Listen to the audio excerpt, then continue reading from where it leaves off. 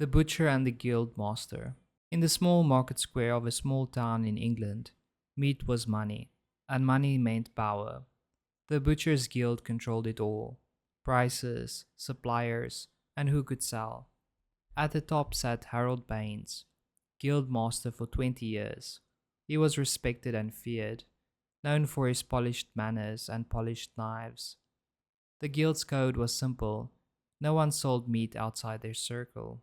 Then came Thomas Reed, a broad, quiet man with a country accent and steady hands.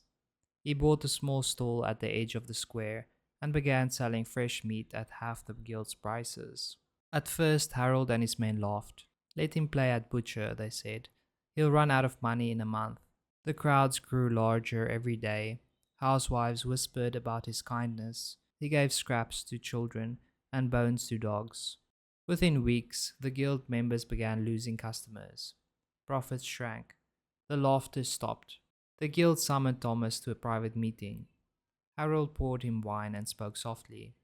"You're talented, Thomas. Join us. We'll make you rich. But you must sell at our prices." Thomas smiled. "Then the poor will starve. I'd rather sell cheap and sell well." The guild muttered among themselves. Some wanted to crush him immediately, burn his stall, run him out of town. But Harold raised his hand. "No," he said. "We're gentlemen, not thugs. The people watch us. We'll handle this properly." A month later, Thomas's business had tripled. The guild finally struck back, cutting off his suppliers, spreading rumors about his meat being diseased, even bribing inspectors. Still, Thomas adapted. He bought animals directly from farmers, butchered them himself, and slept in his stall to protect his stock. One night, a few hot-headed guild butchers begged Harold for permission to end it for good. "A fire in his stall," one whispered, "and the problem is gone." Harold refused again. "No blood. We're men of honor.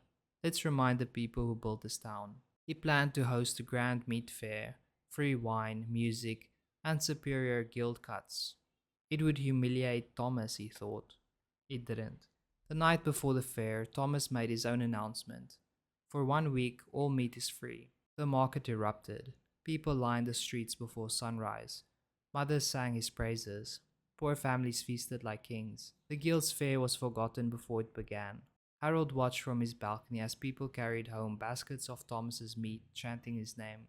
By week's end, Thomas was a hero, and the guild was bankrupt. Some guild members left town. Others begged Thomas for work. Even Harold, proud to the end, visited him in secret. "You've won," Harold said. "But tell me, why give away your profit? You could have joined us." Thomas wiped his blade clean. "Because you thought you could hurt me and walk away clean." Within the month, Harold's shop closed. His family left the town in shame. Thomas became the new master of the market, the man who fed the poor and buried his rivals. The lesson: power is a predator. If you strike, strike to finish. Mercy may win you moral praise, but in power struggles, it only grants your enemy time to reload. The guild tried to appear noble, and nobility is just weakness dressed in silk. Crush your enemy totally. Anything less, and he will rise again, sharper, hungrier, and merciless.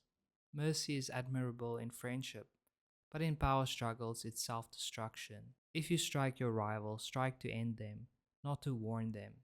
Half measures only create enemies who live to avenge themselves.